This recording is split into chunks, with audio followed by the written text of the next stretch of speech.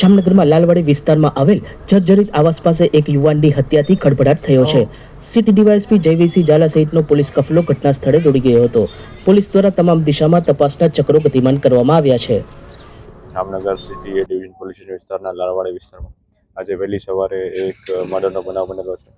અબ્દુલ રફીકભાઈ ખીરા નામના વ્યક્તિનું મૃત્યુ થયેલું છે, જે આશરે 35 વર્ષની એજ છે અને ગેરેજ અને વાહનના ધંધા સાથે સંકળાયેલા છે.